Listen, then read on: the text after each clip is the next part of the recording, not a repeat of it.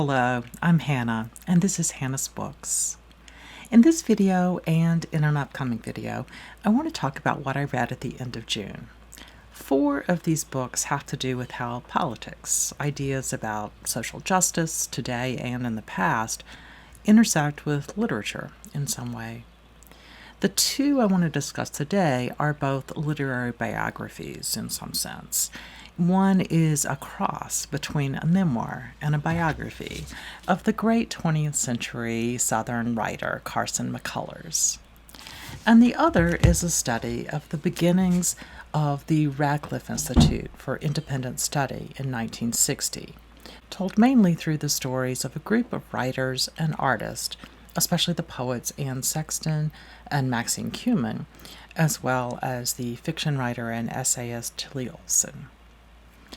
Both books really explore issues of gender and sexuality in sort of a double way, thinking about how such issues and identities mattered in the mid-20th century, but also how the changing understanding of the thinking about these issues matter as biographers and historians write their books now from their own contemporary perspectives and for today's readers.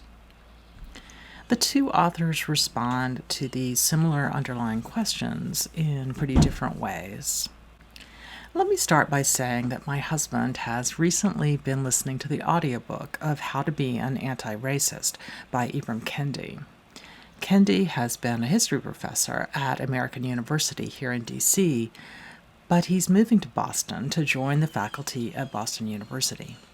Before he starts, he's spending a year as a fellow at the very prestigious Radcliffe Institute for Advanced Study, a program at Harvard University for scholars and artists to have a year to focus deeply on a major project while having a quiet place to work, as well as the support of brilliant peers to spark their creative thinking. This program has grown and changed over the years since it first started in 1960. First, while it's now an initiative at Harvard, it began with a very different and explicitly political goal: to support female scholars and artists whose careers had been derailed by mid-century expectations that women would devote their time to caring for their children rather than working towards academic or creative achievements. The fellowship began not at Harvard, but at its sister college, Radcliffe, at a time when students were segregated by gender. Radcliffe President Mary Ingraham Bunting argued that such women wanted to combine family commitments and intellectual endeavors, adopting Virginia Woolf's idea that women needed both a private space conducive to work as well as a bit of financial independence. Bunting created a fellowship for women whose careers had been disrupted by the demands of marriage and motherhood. In 1960, Radcliffe's new Institute for Independent Study offered 24 women their own offices on campus, gave them access to the extensive resources of Harvard, and provided them with small stipends. Perhaps most importantly, the fellowship created a community of like-minded thinkers, a community that many of the women had never before experienced. In The Equivalents, a story of art, female friendship, and liberation in the 1960s, Maggie Doherty outlines how the Institute for Independent Study worked during its first few years and how it contributed to a larger discussion about the liberation of women in America. Doherty focuses on the stories of 5 women in the Institute's first cohort: poets Anne Sexton and Maxine Kumin, writer Tillie Olsen, sculptor Marianne Pineda, and painter Barbara Swan. The Institute required applicants to have advanced degrees or, quote, the equivalent in artistic achievement. Since these 5 women came in without PhDs, they nicknamed their group the Equivalents. Their experiences at Radcliffe brought them together as friends, as colleagues, and even as collaborators whose works suggested the shape of the coming wave of feminism. Doherty points out that each of the women at the Institute had, quote, come seeking solitude, She thrilled to the idea of a quiet, book-lined carrel. She eagerly imagined occupying a room of her own.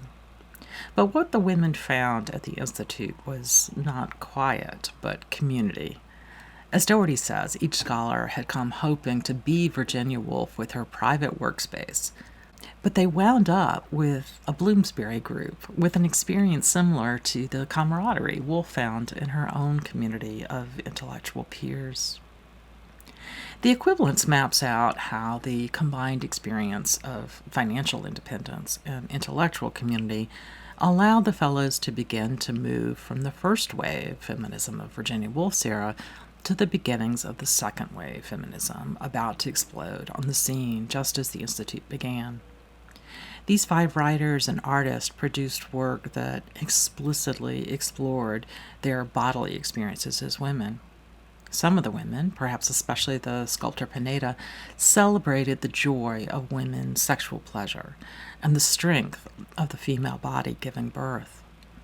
Others found the physical experience of motherhood oppressive and limiting.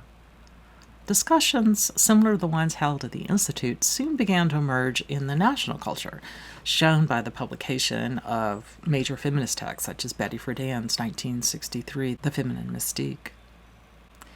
The fellows in the Institute's first cohort, and most of the people at the helm of the women's movement in the 1960s, were middle-class white women who often did not recognize that their experiences of gender oppression were at odds with the varying gendered experiences of women of color and women who lived in poverty.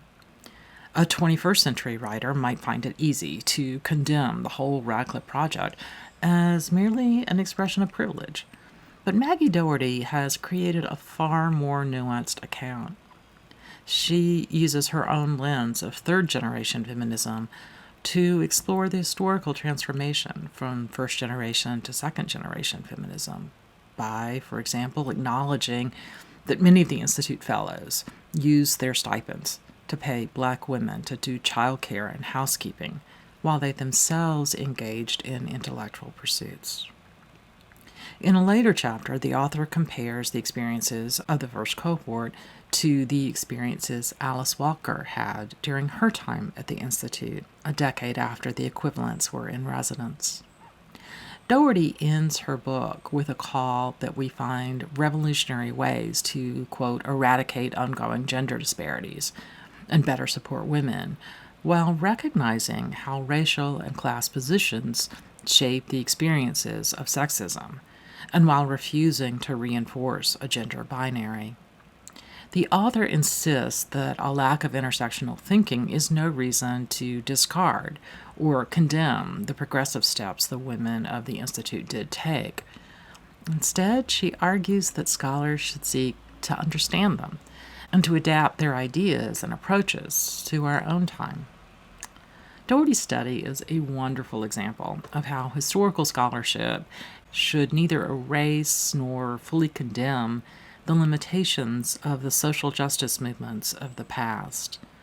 Instead, we need to consider how such movements developed in their contexts and imagine how we can take their work into the future. I highly recommend The Equivalents. It's beautifully written, well-researched, and quite inspiring. Another nonfiction book I read last month was My Autobiography of Carson McCullers by Jenn Shapland. The title cleverly shows Shapland's goal of creating a genre-bending book, a combination of memoir and biography. I've mentioned before how much I've been liking that combination right now. Unlike most researchers who've written about Carson McCullers, Shapland is not trying to write a traditional or comprehensive biography. McCullers, the 20th century white Southern writer who explored themes of isolation, alienation, and otherness in novels such as The Heart is a Lonely Hunter and The Member of the Wedding, has been the subject of such studies before. But Shapland is interested in 2 more specific questions. How does a biographer's perspective shape how the subject of the biography is understood? And how does the process of researching and writing a biography affect how a biographer thinks about herself? My autobiography of Carson McCullers begins with a story that frames the whole text. Quote, Reeves asked Carson if she was a lesbian on the front porch of Carson's house on Stark Avenue after everyone had gone to sleep. I picture them on a swing, though I know for a fact that no such swing exists.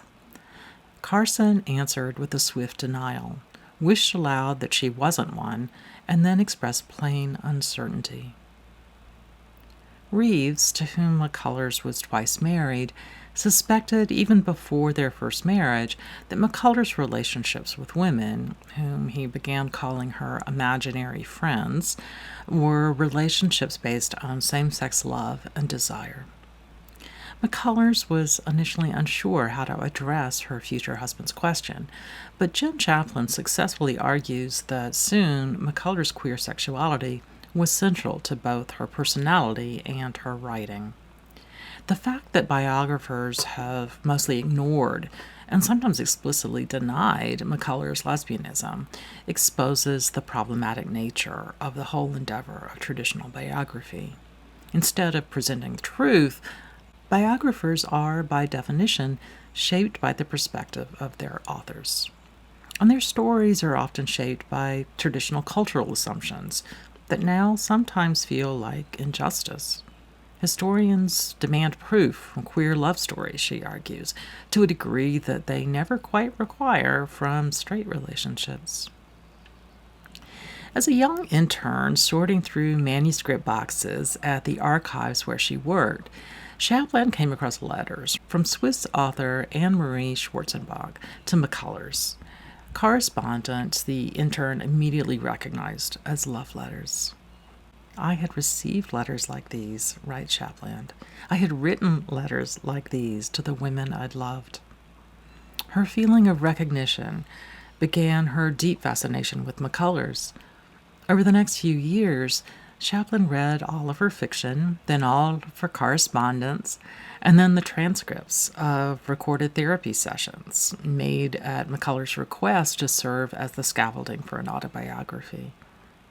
Shapland also explored containers filled with the novelist's clothing, from embroidered coats to nightgowns, followed McCullers to the Yada Retreat for Artists, and even spent 4 weeks living in her former home, sitting on that front porch with no porch swing.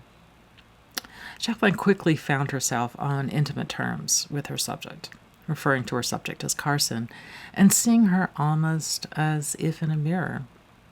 To tell another person's story, writes Shapland, quote, a writer must make that person some version of herself, must find a way to inhabit her. The mirror Shapland found in McCullers clearly shaped her portrait of the novelist, although her cognizance of ambiguity and uncertainty also thread throughout the book. Proving that McCullers was a lesbian was not her goal.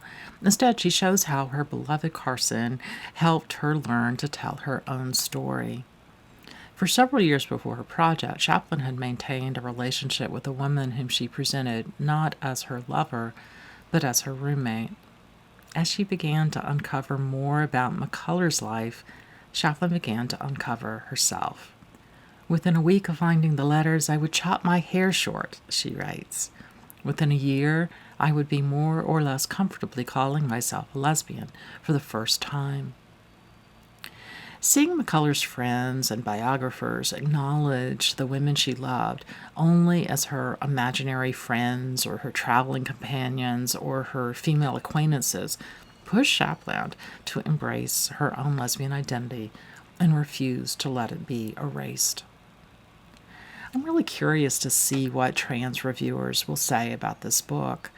The fact that McCullers bucked some major American gender conventions and often, for example, wore supposedly masculine clothing, and even that she adopted a name that was not typically a woman's name, might make a different biographer consider whether McCullers would define her gender identity differently in a more accepting world.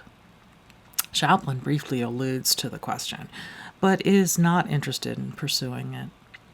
In this case, I think that's fair. She's writing a distinctly personal book, and in no way suggests that other interpretations of McCullers are wrong.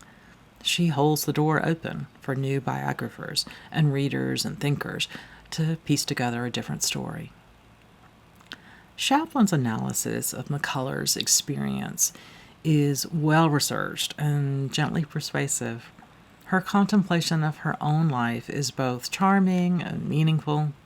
The most powerful aspect of this lovely book for me is Shapland's highlighting of the often invisible link between biography and memoir.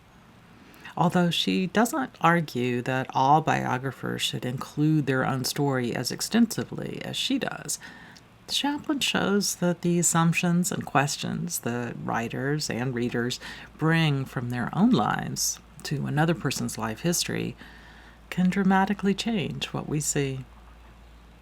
That's it for today. Coming fairly soon, I'll talk about 2 more nonfiction works I read at the end of June that discuss the links between politics and reading. Thanks for joining me today here on Hannah's Books. See you soon.